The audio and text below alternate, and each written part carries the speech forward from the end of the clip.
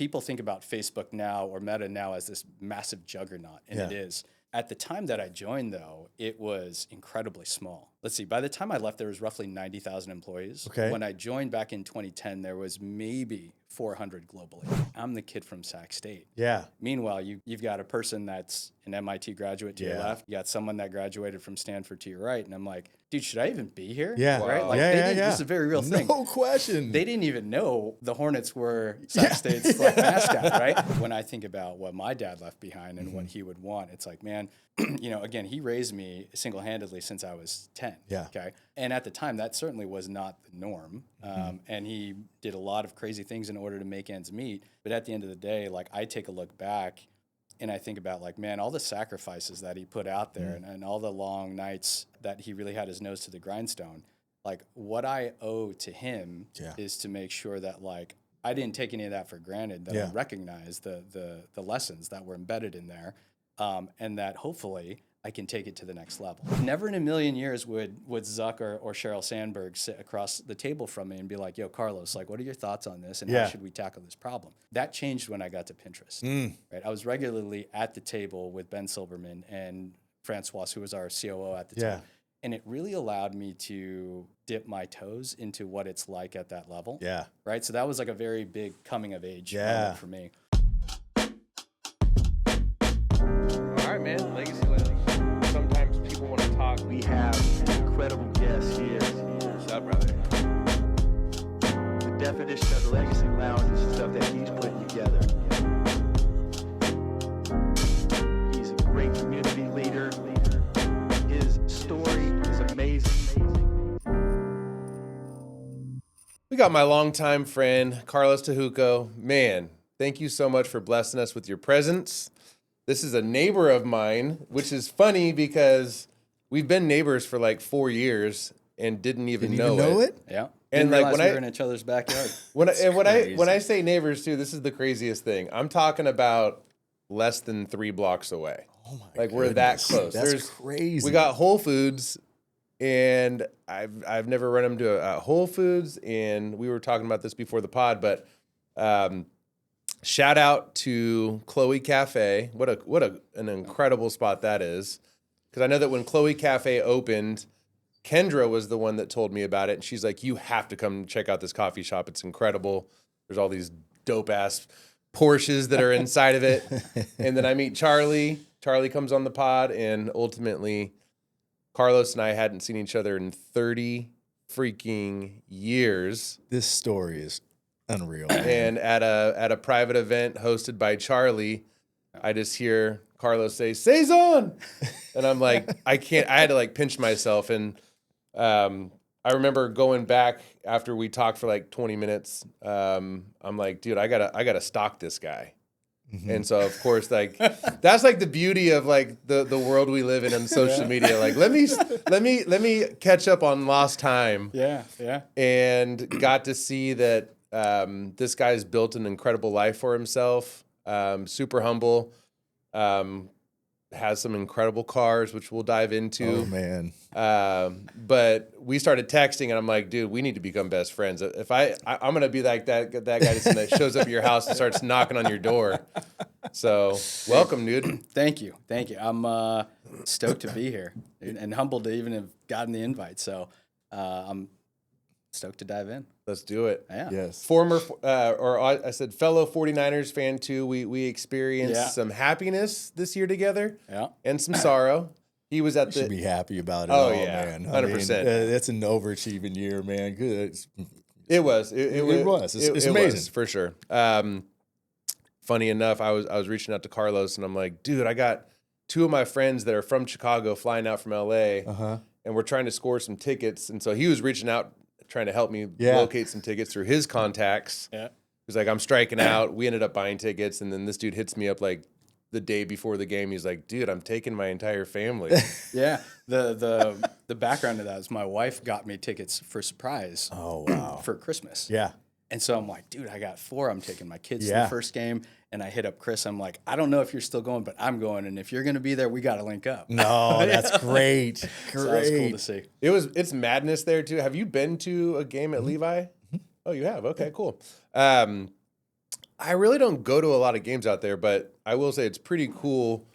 They have like the parking lots that are not the main parking lot that we were at, that you tailgate at. For sure, I know. Yep. But then when you get to the main one, it's pretty jaw dropping. I mean, there's people that are setting up there, cooking, pouring drinks, flags. It's like you start kind of getting the chills. But little by little throughout the league, that's what's going away. It's the stuff beforehand, Yeah. and the tailgating and everything. One arena by one that's disappearing. totally.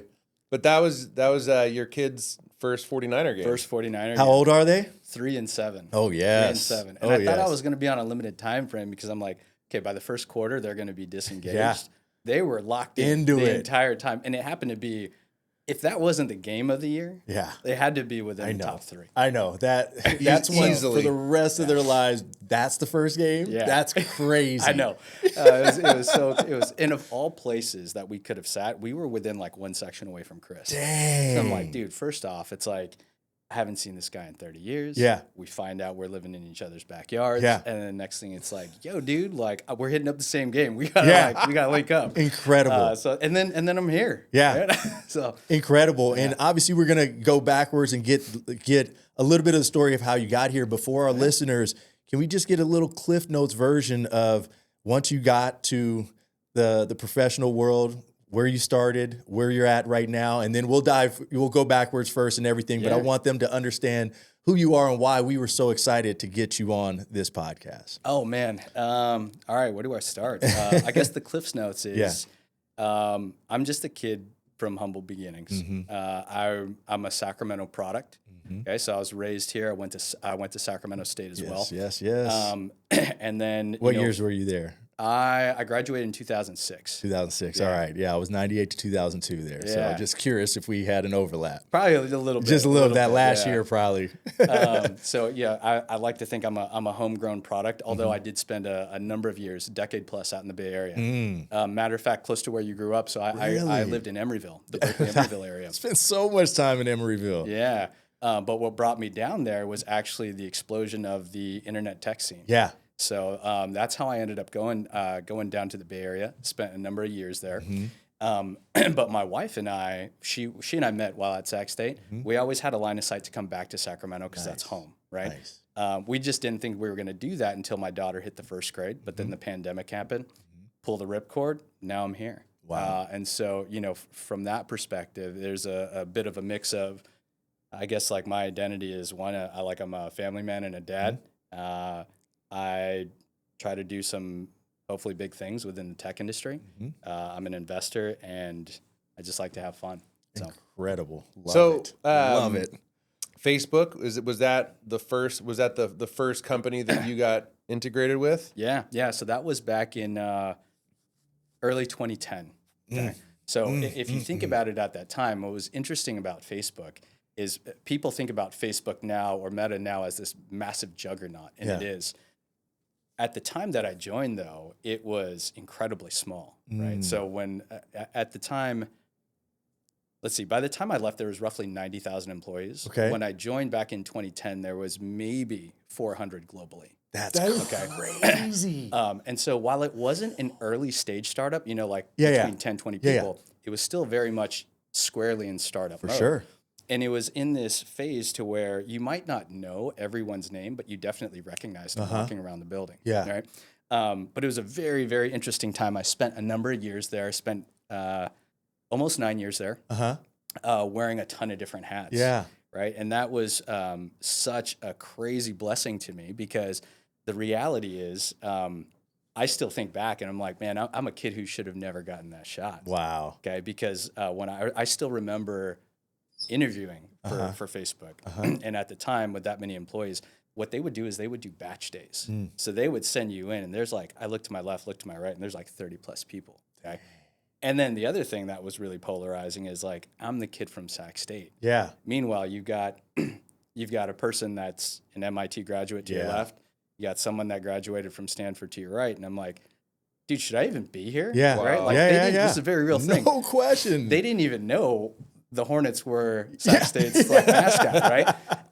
And so anyways, fast forward 9 years later, I did a heck of a run there. I had the opportunity to wear a lot of different hats. Yeah. Which is then what allowed me to really kind of branch out in my career into a number of different companies. And but yeah, so that's kind of how I got my start. Let's not skip past that. I though. want to. How did you stick out of that? Yeah. Oh, okay.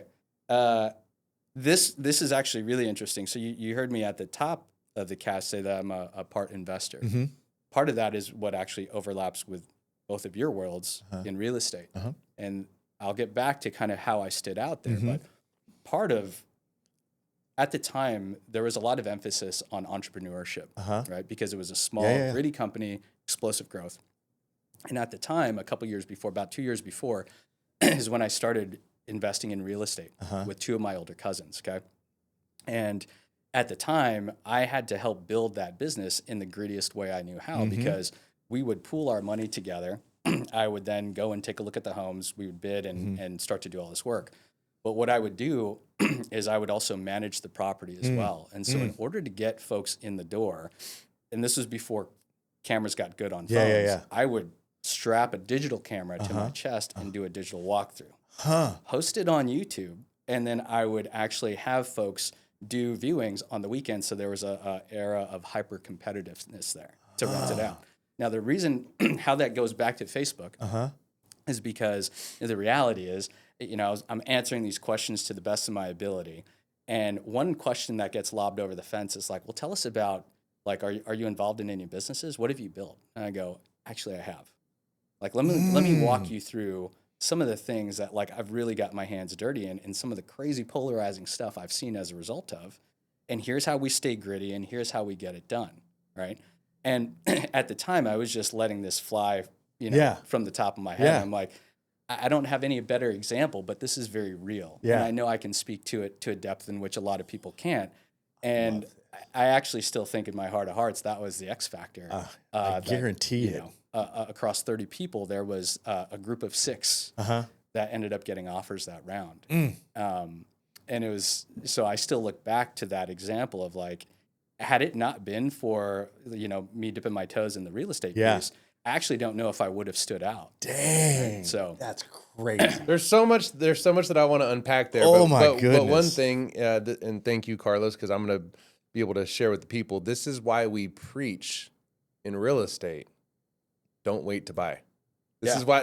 I mean, this is a beautiful example of it, because these properties that you were purchasing at that time, primarily in the Elk Grove area, were probably, correct me if I'm wrong, in like the $200,000 ish. No, they were lower. I still remember the very first half of a duplex that we bought. It was $127,000. Okay, and I remember at the time being scared out of my mind. Yeah. I'd never purchased anything remotely that close before. Yeah. I'm like, what in the heck are we doing? I say we because you hear me talk about my two older cousins, who I often refer to as my older brothers, okay? Because we immigrant family background, right? All lived in the same house, same apartment, that kind of stuff. We're still tight to this day. Yeah. And excuse me, back in following the crash of around 2007, 2008, we decided to pool our money together. Yeah. And that's how we ended up buying our first house. And as Chris mentioned, it was in the Elk Grove area. Part of it is because it was familiar to us, right? But also we recognized that, like, man, at the prices in which you could get these homes with minimal investment, we were like, we would be fools not to take a run at it. Yeah. And in hindsight, and I told this to Chris probably a couple months ago. In hindsight, I wish I would have 10x'd it. Of course, Right? yeah. Because it's like, man, that was so wild. But yeah, it was around the mid 100,000s, and I still remember we started doing this and rolling it into more and more properties up until houses around that time got into about the $250,000 range, because then the economics just didn't work out from a rental perspective, and that's when we started making a move to Midtown. And this is wild, because you hear that story. I mean, I did.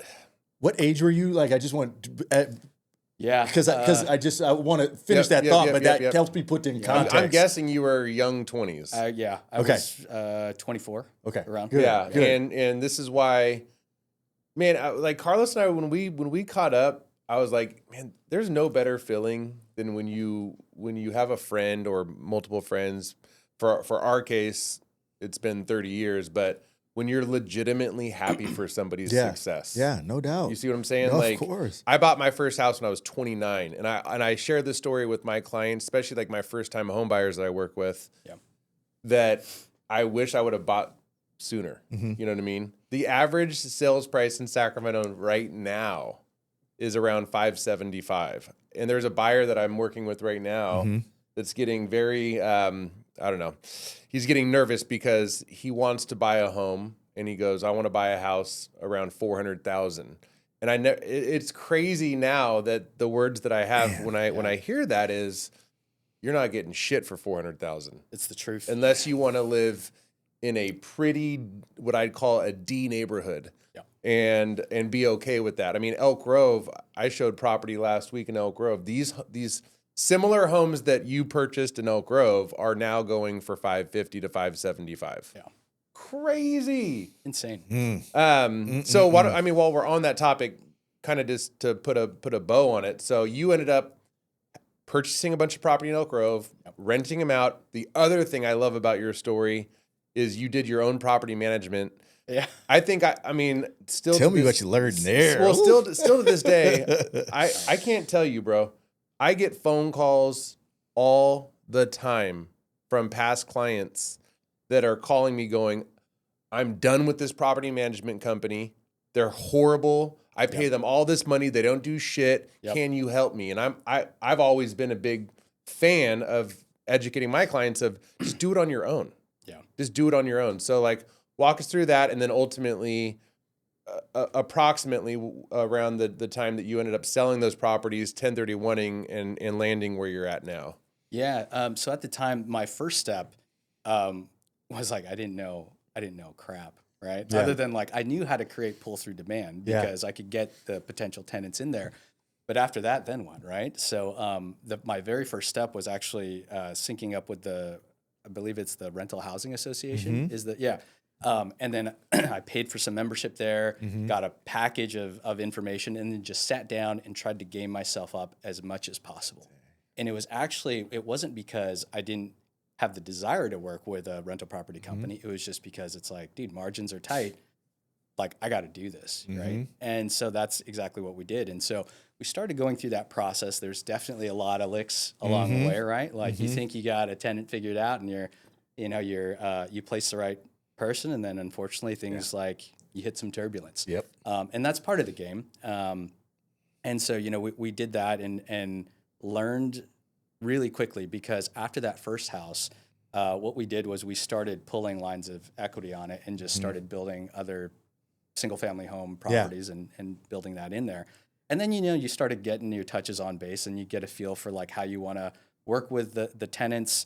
I started implementing this thing too, to where if they wanted an application, I would actually personally drop it off to them where they were living, because it would give me a good read on how they treated their current property. Yes. Right. It was a lot of the other ancillary things that you really couldn't deduce from the credit checks or the work history or anything like that. Versus like if I walked up and I got a general sense of like, hey, there's holes in the wall, or these things are unkept, it's like, okay, that's a little bit of a red flag. Yep. Like, let me take that into consideration. For right? sure. And so those are some of the things that I learned. And then, fast forward a couple of years, all of our holdings were in Elk Grove. Okay. I can't even remember how many we had at this time, but we started getting to this point where right around the $250,000 mark is where the economics just broke apart. Yep. Right. And what was really cool, this is a bit of a side story, okay? But my two older cousins that I mentioned, one of them is in finance, like New York finance. Yeah. Okay. So his value add that he brought to the table is that he could really recognize in black and white what our break evens were, what we needed to go in. But the other piece in particular is that he would get a view from the banks, and he would get an understanding of how long banks were owning and holding on to some of these properties. So we can go with some really insane offers, right? And get them. So we started doing that, but right around the 250,000 mark, things didn't work. And so we got this idea, let's just start to 1031 exchange all of these single family homes and get into multi-unit properties in Midtown. Yes. And I can tell you, personally speaking, my sweet spot are fourplexes. And the reason why is because when I think about my optionality to either jump into a property or get out of a property, you're right within that range. And this is speaking to your for world, sure. where it's like you're still within loans where like a critical mass of people can qualify. Correct. For. Versus when you're dealing with higher level units, your pool then shrinks. Right? Big time. So Not that's even kind of close. why Yeah. that's how we made the hop to Midtown. That's why we focus on multi units and particularly fourplexes. Yeah. Is And it those- yeah, I'm sorry to interrupt Yeah. you, but just for people listening, including myself, because I'm having brain fart, is that because you can still get standard financing Residential financing. up to 4 units? Up to 4 units. Okay. Yep. That's it. Yeah, no, makes complete sense. And because that pool, it's not even close. People who can qualify for commercial financing, they have no clue because it's so intimidating to even go in there. They don't even try to understand it. So 1 to 4 units, especially because you can go live in one. And back then, FHA financing could like the penciled out, right? Yeah. Like so, completely makes sense all over the place. So Yeah. So going back. So you and I went to Harry Eddy Middle School. Yep. Laguna. You graduated from Laguna Creek. Kind of share just the story. I mean, I know it, but it's just you and Pops. And you said you came from humble beginnings. So kind Yeah. of like just touch on that and touch on the relationship that you had with your dad and Yeah. kind of bring us up to speed on that. Oh man, so my dad, he was one of the greatest out there. Okay, but single father. So I started living with my dad when I was 10 years old, and he was a grinder, but also just incredibly intelligent. Yeah. Okay, he went to Cal and was he was a Golden Bear, and he was a lawyer by trade. Okay. But the funny thing is that he didn't end up going into law. He went into sales. And it's a really interesting part of his story because fast forward a couple of years, one of the things that still sticks to me and how my dad kind of provided guidance when I was growing up is, especially coming up in an Asian household, it was always, hey, are you going to be a doctor, a lawyer, or whatever else? My dad took a very different path. And he was like, he would tell me flat out, I actually don't give a shit what you end up doing. I care that you are the best in what you end up doing. And that was very important to me because, going back to why my dad made the pivot to sales, what he really liked, per his words, right, and this is polarizing, but he's like, I love the thrill of the kill. And that's what I like. And that's what I wanted to do. And so that's actually where he pivoted. So anyways, that's a little bit about my dad. Wow. Yeah. But we grew up in this small house in Elk Grove. And because my dad was a single father, one of the things that he did was he also was a pseudo property manager because we rented out rooms within our house in order to make ends meet. Yeah. Okay. So that was an interesting time for me. At the time, I hated it. Okay? Always Of complained course. about it. It was a rotating door of folks. I'm like, course. dude, I don't even know these people. Got my shoes stolen, all this crazy stuff. In hindsight, it was actually really cool because it forced me to really understand all different people from a lot of different walks and forced me to flex my style as well in terms of level of communication, how to work with people, and like when to stay away from them, right? Wow. And so that was a little bit about my dad. Yeah. And then, right around the time I just started college, maybe a couple years in college, I was 20 years old, and my father unexpectedly passed away. Okay. So he passed away from a heart attack. And I remember I had just started a new semester at Sac State, early January, okay? And you'll remember this since you went there, but shortly after you register for classes, there's this window of about 3 weeks to where you can drop and not have it adversely affect your transcript, okay? I was right in that window when my dad passed. And I just remember, and at the time, before you could register digitally, you had to go in person to Lassen Hall and stay in these crazy long lines. So I'm in this line for 45 minutes waiting to drop my classes for that semester. Because I'm like, dude, this is too much load. Like I need a little bit of break. I get to I'm the next person in line.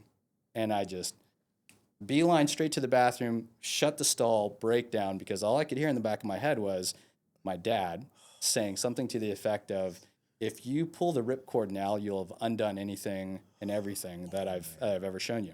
So long story short, I graded it out that semester. Probably got the worst grades of my college career in that semester. But I made it happen. But the punchline that I want to share with this, because Chris asked the question, like, share a little bit about your dad.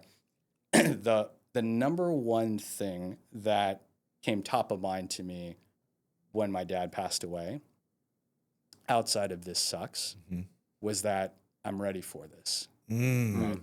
And that is a very key thing that I think about, maybe not on the daily, but very frequently, because now as a dad of 2 young kids, the number one thing that I'm concerned with and that I try to optimize for every day is to make sure that whenever it's my time, my hope is that my kids can look back and be like, yeah, you know what? Dad gave me the tools in order to do it. Right. And so that's something that when I think about my dad and how special he was, but more importantly, the type of lessons and the things that he instilled in me, that by and large was the number one thing. It was the belief and the confidence in myself to know that like when all the bets were off and there was no safety net, that like it was time to go. And at the time I was 20, in the middle of college, working full time, doing the best that I could. Yeah. And then all of a sudden he like passed, and I'm like, you know what? This sucks, but I'm ready for it. And let's just go. Oh my gosh, I'm all over this. You see my eyes light up. So with this stuff, man. I gave Rene very little context about you and your story because I wanted it to kind of just unfold in here. But I know that piece is going to be touching him mainly because we're sitting in a room right now where I lost my father. Your father's not here. So this is all very relatable to all three of us. I was almost 40 and I wasn't ready. So I'm just like you as a 20-year-old going through that. Like, that's why I'm touch base real quick because just me knowing you, I feel that watching your journey as a father in how hands-on you are with your 3 kids it all points, not all, but a big reason to who you are and the father you are points back to your father. 100%. And just to bring you in the fold of what he's talking about, I guess I believe I was 38 or 39 when he passed. Somewhat unexpected. It wasn't immediate, but it was basically when he went into the hospital first, it was like 30-something days later. I moved him up to Sacramento, thought he was going to make it through. Didn't happen, and everything like that. I was doing well in business, raising the kids well. He was an ex-Marine, Cal graduate as well, so that's why both my parents were met at Cal. But he smoked when he was younger, and COPD is what caught him. He was always a do not resuscitate. Let me live my life. Tough guy, right? Yep.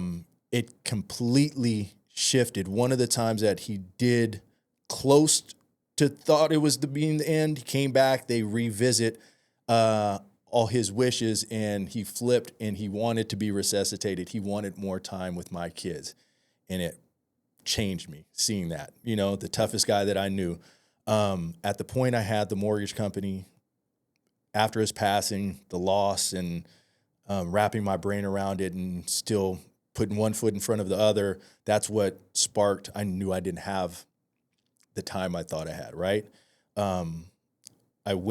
It was probably within 6 months I had been talking about investing in laundromats. A business partner of mine, a guy who taught me how to do loans, he was in that space.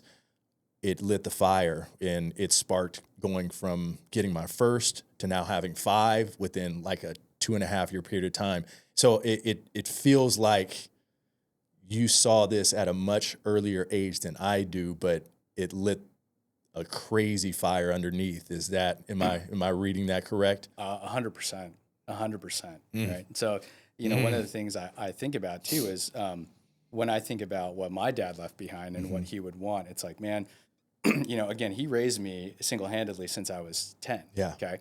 And at the time, that certainly was not the norm. And he did a lot of crazy things in order to make ends meet. But at the end of the day, like I take a look back and I think about like, man, all the sacrifices that he put out there and all the long nights, that he really had his nose to the grindstone.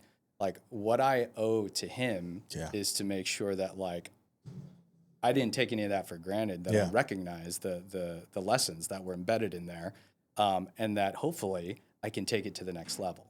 Right? Incredible. Now, let me ask you this. did you have that same appreciation before he passed? I know you're pretty young, so it's hard to quantify that, because just there's plenty of people that see a parent grind and give their all that it doesn't really get received. Yeah. So what would you say to that question? There was a portion of it that I recognized when it passed, but in all honesty, it didn't really hit me with the level of magnitude that it should until my daughter was first born. Thank you. It was when I became a dad that I realized, I'm like, oh shit, like I actually don't know anything, right? And it really opened my eyes into, it broadened the aperture in terms of how I saw his level of sacrifice, what he ended up doing, and how it translated into creating opportunities for me, right? And so in hindsight, that's actually my biggest regret, because at 20, the last thing on my mind was, let me carve out the time to properly recognize my dad and to like give him the hat tip that he deserves. Yeah. Fast forward, I'm becoming a dad and I realize like, shit, dude, like I get it now. Yeah. And I really wish I had that opportunity. Yeah. Right? So, oh my goodness, man. We could have always done a better job. We just don't realize at that age, I have 19-year-old daughter, 17-year-old son, 11-year-old son. They were all really young, when my dad passed, and and even to this day, my 19-year-old is first year in college, and it's, you can see she was raised in a fairly comfortable life. She works hard, but you can tell she doesn't get it, but who does at 19? So I got to always remember that, and everything. But, you don't want your kid to go through tragedy to realize, but how can you really realize without going through it? It's tough, man. I struggle with this because I try to learn from every place that I can to how we can set their subconscious and want this drive and everything like that. It doesn't always translate, and I want to pull from everywhere to find out how I could be better at not having them go through tragedy to appreciate what's really going on. yeah, I hear that. Yeah. So talk about real quick. We obviously got to dive into your time at Facebook. Mm-hmm. At what point did it now shift? Because now you're at Nextdoor. Yeah, there was a lot of hops along the way. Yeah. And so the reason why I ended up leaving Facebook was I got recruited to go to Pinterest. And at the time, Pinterest was they were in a similar trajectory. They were still in startup phase.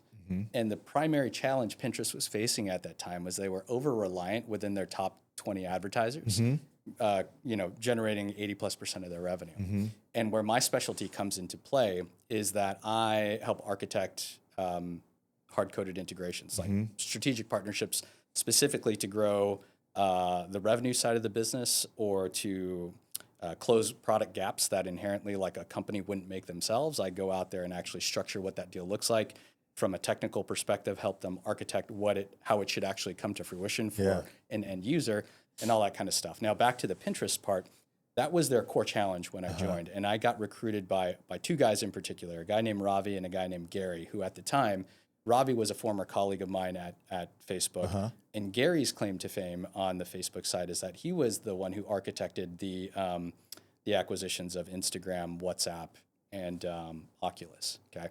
And so these guys, those are big deals, bro. they're massive. Yeah. And so those two ended up going over to Pinterest and then ended up recruiting me to go over. Yeah.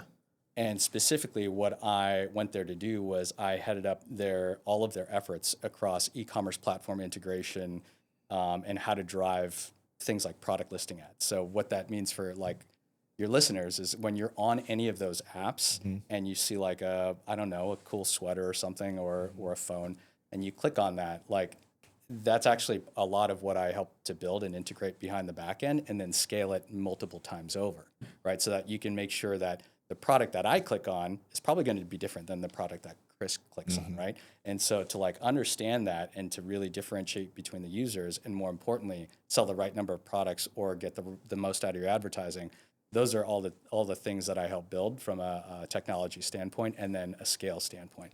So when I got to Pinterest, that's actually what we set off to do. And within the first 2 years, it was still in startup mode, but we ended up getting this thing from a couple thousand active advertisers to over 100,000 active advertisers based on a lot of the strategy and the integrations that I helped architect, right? And so that was a really important part of my personal journey because, at the time that I was at Facebook, it was small, but it was still large enough and enough of a juggernaut to where I was, my own ego hurts saying this, but I was like a cog in the wheel, right? Yeah. Never in a million years would Zuck or Sheryl Sandberg sit across the table from me and be like, yo, Carlos, like, what are your thoughts on this? And how should we tackle this problem? That changed when I got to Pinterest, right? I was regularly at the table with Ben Silberman and Francois, who was our COO at the time. And it really allowed me to dip my toes into what it's like at that level.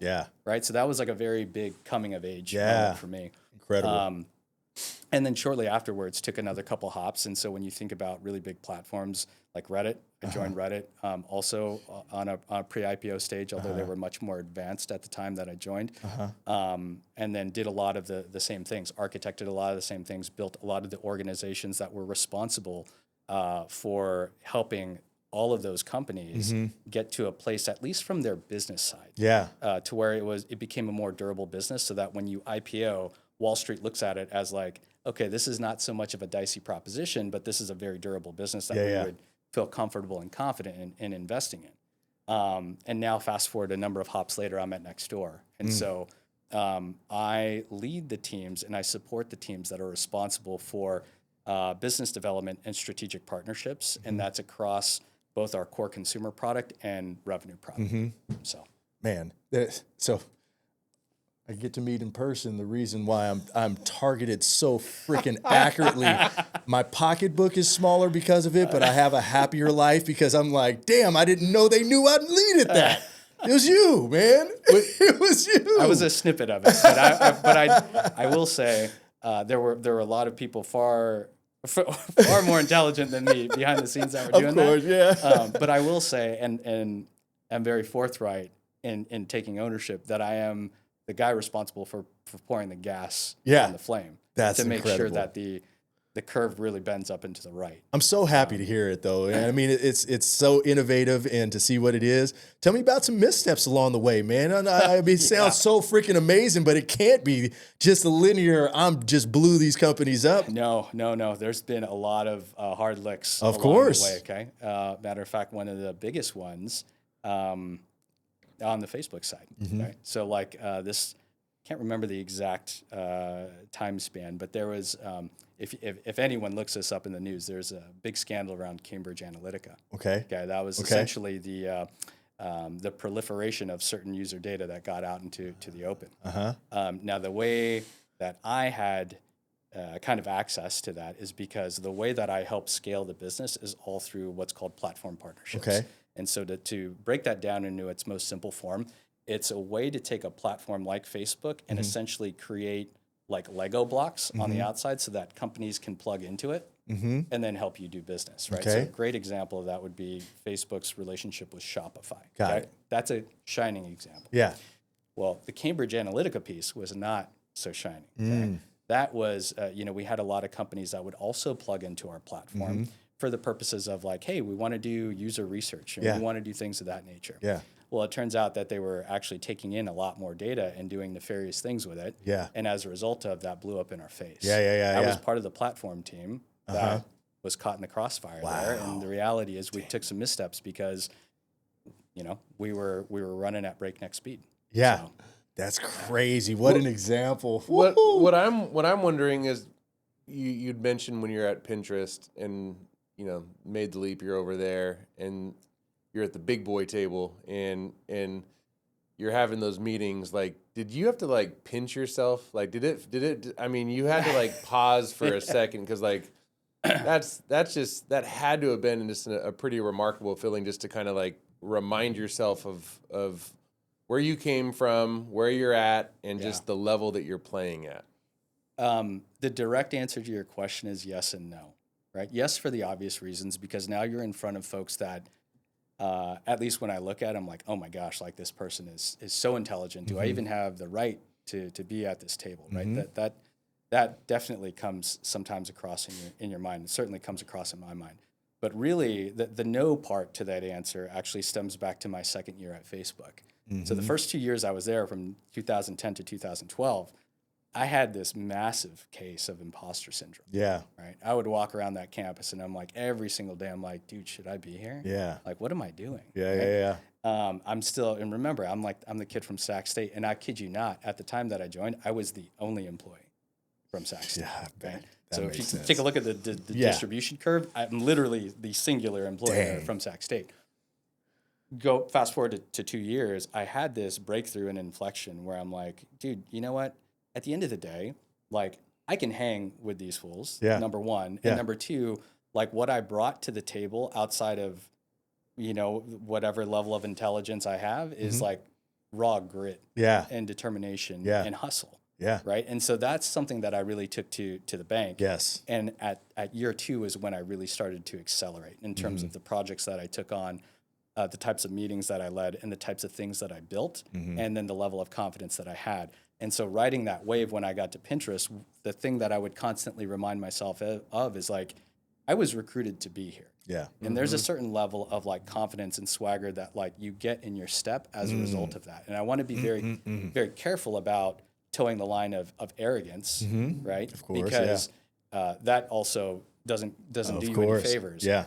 But you have to also recognize, and that was an important learning for me, that like, unless you embrace it, you're going to shed a shadow of a doubt with these folks that are running this business and building this business, and like, there's no room for that. Yeah. Right. They have to be able to look across the table and be like, yeah, dude, I understand. Like, that's our guy. He knows what he's building, and like, let him run. Man. Right. So that's what I try to remind myself. Of course.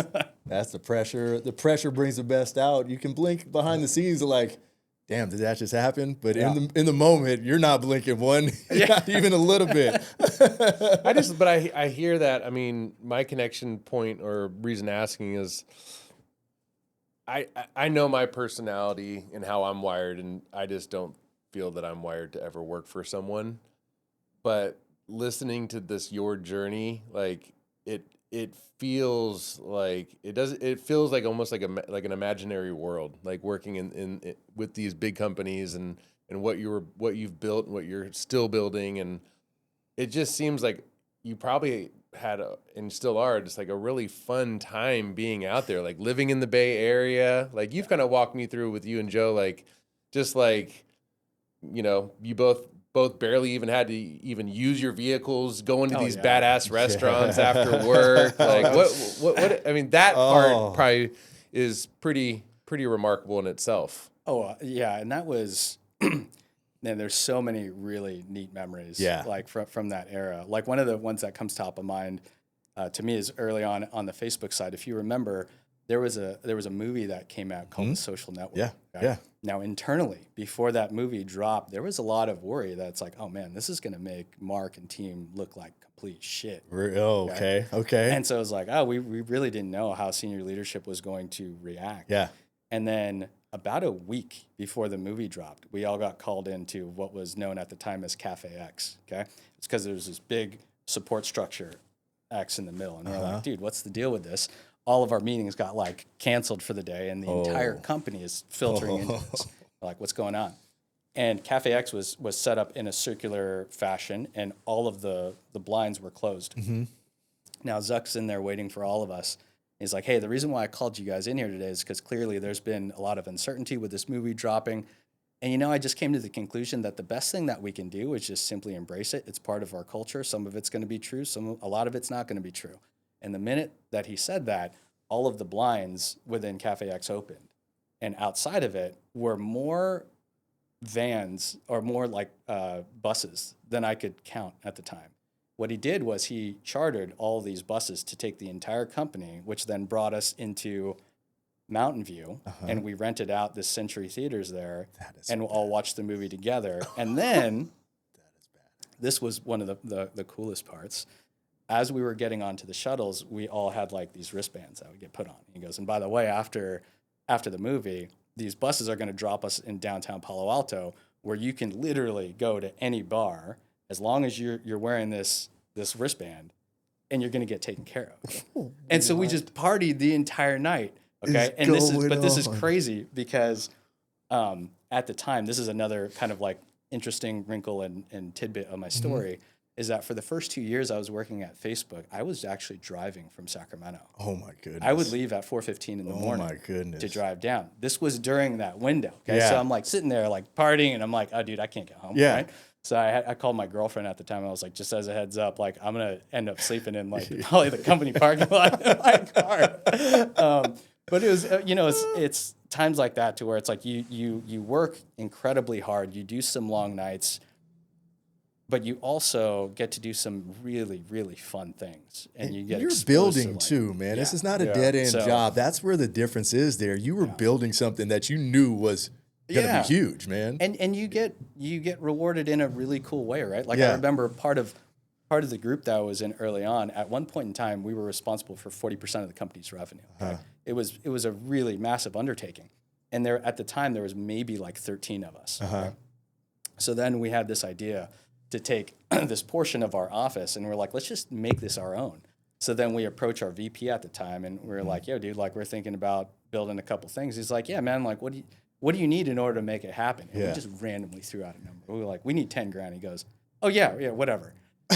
And as the minute we threw that number out, we're like, dude, we should have tripled that, right? Because we immediately went out and got these big screen TVs, these Xboxes. We built a tiki bar. And we made this area our own. And Yeah. the mantra is that like, look, I still refer to this team very lovingly. Our nickname was Team Extreme. Okay. And we would go incredibly hard in the paint. But we also had this reputation about us, even within the company, that we would party incredibly hard. Yeah. So it's like, okay, dude, like run it to 5 p.m. Yeah. We're not gonna go home then, but like we're gonna break everything out and like Yeah. get the keg going and Yeah. all this stuff. So that was really fun too. Like Man, those are what an great environment, times. man. There's something to be said about that. I mean, if you treat your people really well and you build an environment where shit's going to get done, but people don't even want to leave. Oh my gosh. Just to give you a quick snippet of what that looked like, right? Because when I was first there, we had a really small campus, with 400 people. And as we started to grow, this thing got massive. Yeah. And by the time I left, we were in a campus that was so large, you could walk reasonably 50 yards, and you would hit different restaurant options all on campus, and it was all free. And then you'd look to your left, and you're like, okay, cool, there's like this arcade that I could go in and play in. Yeah. There was a fully built gym that was there. So it doesn't matter, like, it was so crazy.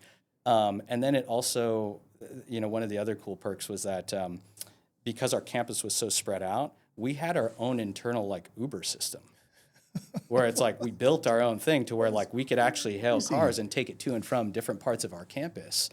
And like, I'm like, dude, this is like so crazy, right? That Like is. it was like living in a totally different world. But Chris, to your point, when you have that many perks and when you're able to take care of your employees like that, you really incentivize them in such a positive way that it's like whatever time you have in seat with them, they're going to give you your all. Yeah. Right. Yeah. And that's what I really enjoyed about it. And I thought it was really cool. So Insane. Shifting, because we haven't really touched on this, but let's talk about the passion with the vehicles. So, well, first is like let's name them off. So these are your babies. yeah, the ones that count are I have a pair of Porsches. One is it's referred to as the 997.2 GT3 RS. What you'll understand with all my cars, the underpinning is that they're quite rare, very bespoke. Yeah. And that's not why I go after them. I just think that they're just really neat cars and they happen to be that way, right? So that's the first one. Second one is a 1995 Porsche Carrera. That is a RS Club Sport. So super stripped out, lightweight, doesn't even have a radio in it. Okay? When I bought the car, I didn't tell my wife that. And we flew down to San Diego, and she's stoked to come back on Yeah. this long trip with me. And I That's don't funny. mention that. That's- It's just like, what is this, dude? This is crazy. It's Yeah. loud. It's rattling. Yeah. It smells like gas and oil. And then I also have a pair of M3s. Right? So I have an original 1989 M3. That's the old boxy looking Yeah. ones. Yeah. And then I also have my favorite car of the bunch is a 1996 BMW M3. And the reason why that one is my favorite of the bunch is because when I was growing up, that actually happened to be my poster car. That was the attainable car Yes. within reason. Yes. And I still to this day, when I was 15, I had this small internship down in San Francisco. The first thing I did with my paycheck was I went down to a store called the Sharper Image in downtown San Francisco, and I bought this 1/18 scale model of a BMW M3. I still have it to this day. And I bought that car. Yeah. So that I have that, and then the last car that I'll mention, this one I refer to as like kind of my rad dad's car. This is an Audi RS4, and on the outside it looks like any standard like 4-door sedan. Yeah. It's actually what's under the hood that makes it very special. It shares the same exact engine as the Audi R8, which is their supercar, Yeah. right? Yeah. But if you look at it on the outside, it's just a standard sedan. Yeah. With 2 kid seats in the back. So did you buy? So did you have to? Did you buy it that way or no? Yeah. I did. bought it that way. That car is also quite rare. There's only 2,000-ish examples in the U.S. Actually, 2,000 happens to be a really odd mark because all of my cars, with the exception of the 1996 M3, they're all capped at around 2,500 examples. Dang. That's And I've crazy. seen your videos. I mean, you pretty much. I mean, where did you learn to work on cars? Because correct me if I'm wrong, you do a lot of the stuff yourself. Do you? Yeah. I mean, do you? Do Yeah, you where was the time for do you, that? Do you have you delegated stuff over, with your cars? I definitely have my limits, right? So Yeah. like I'll probably say maybe I'm ahead of the average bear in terms of like technical capability in terms of working on them, but I definitely know like a clutch job, I'm going to farm that out. Yeah, right? yeah, I yeah. don't want to Yeah. do that. But I actually just learned because I love working with my hands. Yeah. And this predates cars, but when I was a kid, matter of fact, when you and I were growing up, the other thing I loved to do outside of riding my bike was to race RC cars. And so when I was a kid, I was building these things, racing them. And that's actually what taught me a lot about the intricacies of electronics, transmissions, suspension setups, all that good stuff. And fun fact, I actually still race them today Dude, as a that's 42-year-old dad, incredible. right? That's incredible. But that's how I started learning. And then with the prevalence of things like YouTube, it's like, dude, you could look up anything. And I'm like, all right, I've got the proper tools. Yeah. I'm not a complete idiot, so I can follow this step by step. And I personally find it therapeutic because I'm behind a computer for so long of the day that it's like, okay, great. If I've got a project on deck, that allows me to then kind of work and tinker while like cracking a beer and then just really taking my time. And that's kind of how I calm my nerves, you know? Yes. So this guy's he purchased his house either right before me or right after me, I forget. We purchased right around like within a 6-month window. But what makes his property so special, how many vehicles can you fit in your garage? I can fit 5. Man. 5 if we really squeeze it. Right? That's still like, where else down there can you? We got really lucky with it. Yeah. When we decided to make a move back up, the 2 non-negotiables that we had were that we wanted a large garage for myself and we wanted a pool because of the summers that we've got here. And for whatever reason, we just could not optimize for both when we were looking for a house. Yeah.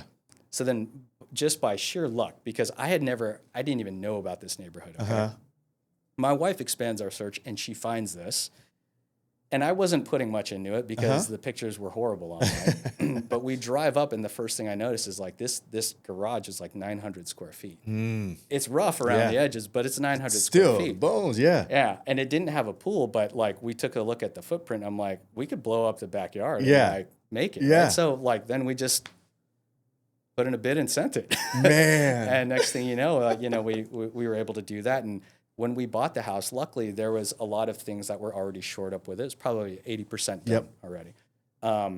The one agreement my wife and I had was that she would get the spare bedroom and that would become her office. So where I work is I have a small footprint desk within our living room that between 9 and 5, that's like dad's space. Yeah, right? But the trade-off was that I got to do whatever I want with with the garage. Yeah. So within the first probably 2 months that we bought the house, I immediately gutted it. Yeah. Like all the way to the Yeah, studs. yeah. We had an electrician do proper Thank runs, all this heavens. stuff. And then I wanted a proper space to work on my cars. And then I also wanted a place to build a gym. And so part of the garage has this little footprint gym that every morning, that's also kind of how I keep my sanity. Is before my kids wake up, Of course. I'm out there, and that's the backdrop. Oh my goodness. Let's touch on that too, because I know this is like, now you're going to step into like Rene's world. So the difference between Rene and I is he's just a little bit more of an athlete than myself. Okay, you can't really tell he's wearing a hoodie today, but there's a 6-pack underneath that hoodie, and he's an old man. So that's hard to do, man. When you get up in our age. Still, I turn 46 next week. Still staying at it. You know what I mean? But I feel, the topic of what does your schedule look like, and how does your health and fitness play a role in what you're doing in life? And I think, I've chatted with you. I'm like briefly. I'm like, he's got a really sick gym that he's built out in his garage. Yeah. And when I dapped you up, I'm like, this dude's kind of ripped, bro. Like, this dude's got some big shoulders. High praise, I'll take it. So, I mean, but all jokes aside, your health and fitness how important is that to you in your daily life? Waking up, working out, and how does that affect really your success and what you do for a living? Yeah.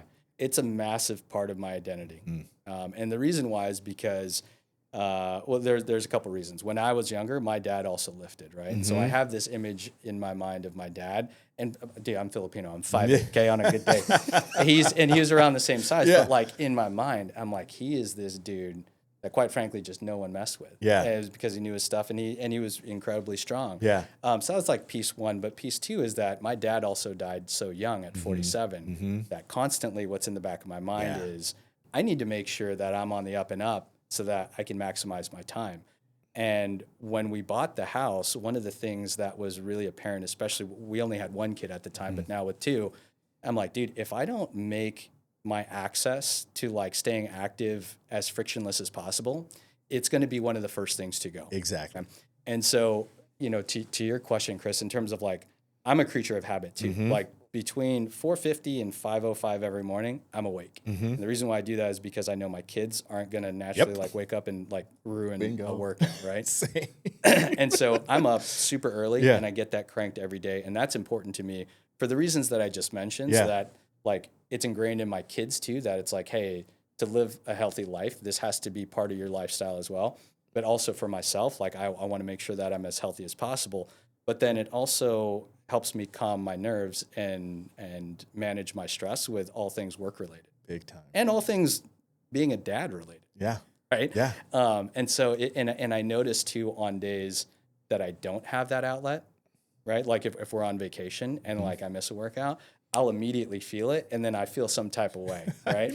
And it's almost like a weird mood. It gets triggered where my wife, she thinks it's the oddest thing. She's like, we're on vacation. Let's go out and eat. Let's like do all this stuff. And I'm like, yeah, I'm down with that too. But like, I haven't gotten the lift out of them. Yeah. You know what I mean? And it's a really odd switch that I have. I'm glad, and it sounds the same way. I'm glad it now feels wrong to not do it. Like it's now ingrained. It feels wrong, and I don't like it. And here's the thing: we all say we'll do anything and everything for our kids, when in reality, you can't even scratch the surface unless you take care of yourself first. And to be there for the long haul, granted, something can happen when we walk out this door right now. But if it's something that I can control, and I haven't done everything to be there to. Again, going back to my dad, to buy the time at the end for my kids that I don't even know yet. Like I think the biggest thing that you guys are doing, and this is so important, is kids are always watching. They are always constantly always watching, and the things that you're doing that the kids are observing is, damn, my dad is disciplined. They're like, they might not say that to you, like especially your kids are younger. I don't know. I don't know if Kai is being like, Dad, I just want to say, man, like, thanks for being so disciplined. But like, he doesn't even have to say that to know that your dad's disciplined. The second thing is just leading by example. You know what I mean? Like the health and fitness stuff, I didn't get any of that from my dad, but if I didn't witness my mom, like from an early age, Like, dude, it was like clockwork. Every single Saturday and Sunday, she would go on 6, 7, 8 mile runs, and I had to go with her on my bike. So I was on my bike following my mom, and like I witnessed my mom doing marathons and triathlons from a very young age. Yeah.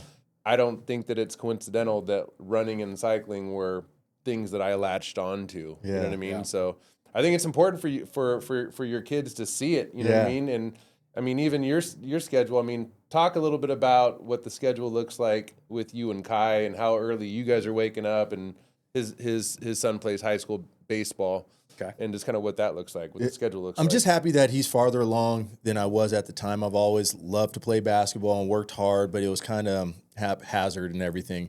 For him, he doesn't blink getting up early to go train. We, a couple days a week, have to go do infield training with him down in Vacaville. So we're up at 3:45 in the morning, and I'm there for him so he doesn't have to drive down there. He's capable of it, but he doesn't blink with that. Other mornings he's lifting by himself. This morning he's training out in Roseville, so it was at 7 a.m. I saw some videos. I didn't go with him to that, but something's rubbing off, right? Yep. And all that I really want, sport is just a vehicle for me to teach life, and I think we get more reps. That's a way that I've been able to try to teach for that, and I just know I can't wait to go into business with him because I see that he's smart and he doesn't even blink about grinding, and I'm like, whatever business that you want to try, let's do this together. Yeah. And yeah, he has all the tools to make it playing baseball, but if not, that if he does or doesn't matter, because I know he got the baseline for it. So I wish nothing but the best for him to continue that. And going back, what I didn't know when they were young, and I just love following and listening to people who know things well beyond what I know, and I wanted to learn about parenting. I wish I would have knew younger about how important that 0 to 7 years old is. That's where you're really setting the subconscious, and so you're right in the middle of that stuff. I try to remind myself every day, right? Especially with how long some of the days are and all this kind of stuff, and I find myself I always go back to this one saying in my mind where it's like, okay, there's no time like the present. So it might be slammed with work, or I might be doing a ton of other stuff, but it's like I need to carve out time to be engaged with the kids and then also set the right example for them. I can only control what I can control, but like to the degree in which that helps them set the foundation, like that's what I'm concerned with. Yeah. So I love that. One of the little paradigm shifts for me was, when work gets extra hard and long and all that stuff, right? That I would fizzle out towards the end and I wouldn't have the energy for it. So yes, I was somewhat working out. I was pretty good on food, but it just became apparent that to even have the energy at the end of the day, I actually had to really, really dial in.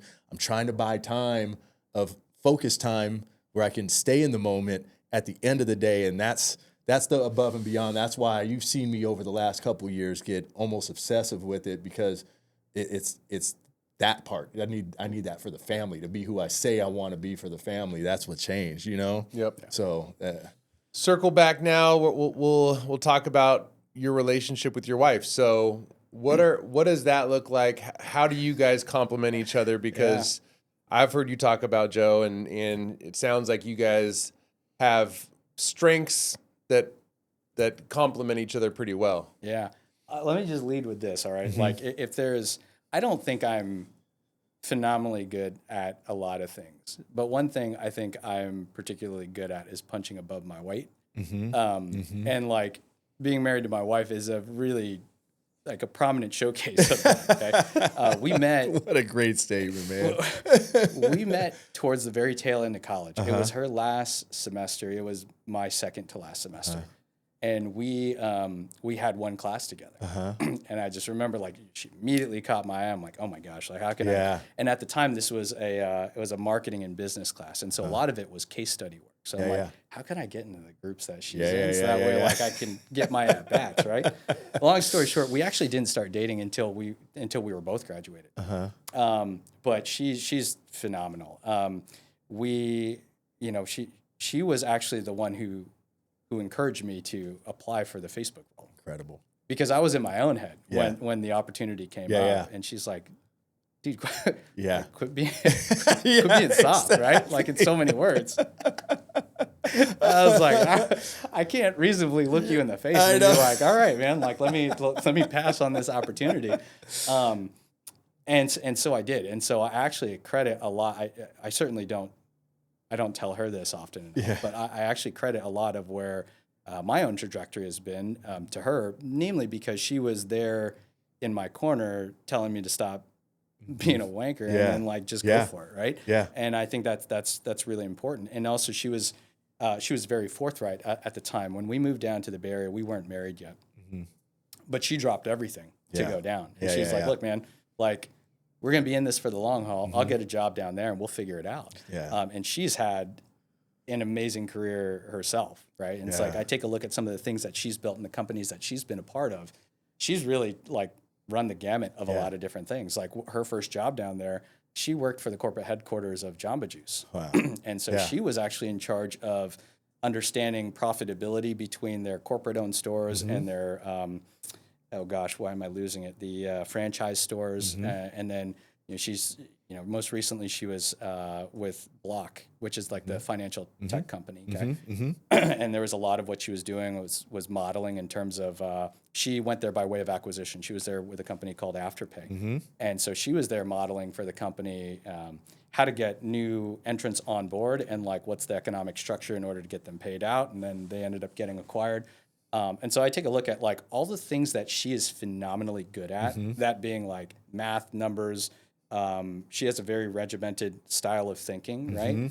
Where I don't. Yeah. And so when I parlay that into like our own family business and our own investments, like I'm definitely the guy that will go in and negotiate the shit out of anything that needs to happen to any one of our properties. She is the one behind the scenes that makes sure like the entire ship is running the way that it should.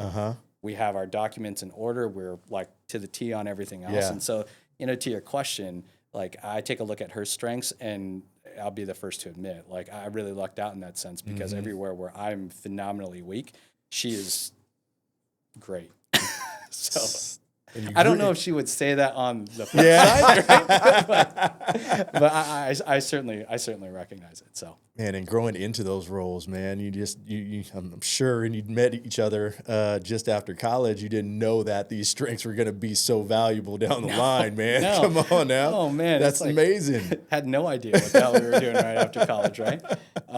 But yeah, it's been a really cool journey for us. And now fast forward, we got 2 kids later living in suburbia, right? The irony is I spent so many years growing up in Sacramento, I couldn't wait to get out. Yeah. Only for us to have kids, and I'm like, dude, actually that place is tight. Yeah. Like we need to get back. And I love it, man. Yeah. I get to run into old buddies. Yeah. I get to.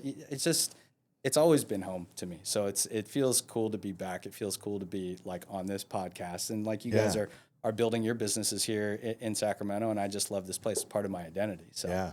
I couldn't agree more. It's like traveling is my number one greatest passion, and I always like coming back home. There is something about, like, I will say this though, that when friends visit, I mean, even I shared with you, I had a couple, my buddy and his wife fly in from LA. We agreed upon, okay, let's go to San Francisco. Yeah. We had 48 hours. 40 hours is not a lot of time. So I definitely like going outside of the city, places like Napa and San Francisco, but Sacramento, I feel, has just this special thing about it where it feels like home. It's not overly crowded, and our restaurant scene has just been improving so rapidly over the last 10 years. But, it's small. You get things like what happened with you and me, where we run into each other at a freaking coffee shop. yeah. So it's a good spot, man. And also kudos to Carlos. I want to thank you very much for agreeing to this, but he's going to be playing the lead role actor in a short film that we're making. What's going on? Now, Rene actually played a lead role actor in a movie that I made about 5 years ago with Stephanie Barden, who used to be on my team. I do remember that one. No, but I have That's funny. I have an extremely beautiful, gorgeous $1.3 million land park listed. Yeah. I remember you talking And about I just this. thought it'd be extremely cool to showcase Carlos hanging out at a coffee shop that I know that you already frequent, which is Chocolate Fish in Land Park. Yeah. And have him pull up in one of the sexy vintage Porsches that he owns. Man, After I'm playing a round of golf, and then we'll meet up at the property. So he's a visionary, man. He brings these ideas together. Yeah. And you better not say no, not just because you wouldn't want to, but man, the end result, like, hey, you're not what everybody says you are. You got a little brilliance in you. look, I always say this is my selfish pitch, but you buy real estate not because of the house so much. You buy it for the lifestyle and the location, right? So now the house obviously plays a factor in it, but like when I'm talking to buyers, I'm like, you can change things about the house. You can change the flooring, the roof. You can rebuild a house, but you cannot physically change the location of a home. Yep. So I think that's pretty awesome. So. I love it. Carlos, we want to thank you so much for just sharing your story. I know that, you're a huge family man. It's inspiring that we're reconnected and I get to see it. It's funny because hearing your story, whether it be the real estate stuff or the business stuff, if you follow this dude on social media, he doesn't really talk about any of that. Really, all that you see 24/7 is stuff with his kids or his wife. I love it. Yeah. So I love it. I'm glad that you were able to sit in here, the Legacy Lounge, because this truly is why we're doing this and why we have this podcast, is to share people's stories, to share their legacy. Maybe when your kids get a little older, we can, show them that dad's pretty cool. Yeah. They probably already think you're cool. Maybe it was at that point. I thank you for having me on. And actually, just when I think about the pod that you've created and the name The Legacy Lounge, I on my way over here, I got to thinking, like, what is it actually that I do want to leave, right? And it actually just kept going back to my kids. And I thought about this actually as I was pulling up, which is this. Like, at the end of the day, if I'm lucky enough to be cognizant on my deathbed, the last thing I'm going to think about is, man, I wish I would have hit like that level at work or architected that one last deal. Yeah. It will have been, I wish I had more time to spend with the people that I actually care about, right? And so for my legacy, I want my kids to be able to look back and be able to definitively answer that, like, yeah, like dad went hard in the paint for us, gave us the right tools, and optimized correctly and was present. Yeah. Right? Like, I don't know if I'm going to hit the marks on any of those things, but aspirationally, that's what I want to have happen. Yeah. And as long as I can nail it with those two, like with my wife, it's like, this sounds harsh, but it's like, you're a grown woman. Yeah. Heaven forbid if something happened to me tomorrow, I know that you have the faculties about you to be able to do it. With my kids, it's different, right? Yeah. Like, I want to make sure that, like, whenever that time comes, that's what I want to be my legacy. I want to make sure that I raise good human beings that add back. Yeah. And that, more importantly, can make it happen on their own, find happiness and success on their own. Incredible. I mean, I feel honored to be in the same room as you and listen to your story. The fact that you'll probably never catch yourself going to tell your story out and about, us being able to ask you these questions, get it on tape, and people should see it. There's so much grind that happens in the darkness behind the scenes that people never hear about. But it should be celebrated, even though it's not something that you would pump out there. So I'm honored to be in the same room as you and be able to hear your story, man. Thank you. And by the way, this was a first of every episode we've ever had. And I don't even know if you know that you did this, but he literally answered the question without me asking the before question. we asked it. That was incredible. About legacy, we always ended. What does legacy mean to you? And Carlos is like, hold on one second. He's that dialed in. 1 second. So I love this. before you ask me this shit, let me just tell you this shit. It was easy to remember because that's the backdrop Yeah. I've got. I'm like, wait a second. Like, there is one more final point that I want to make here. So thank you for just giving me thanks for sharing the platform to Incredible, share man. the story. So Of course, Incredible, man. All right, we're out. We're out.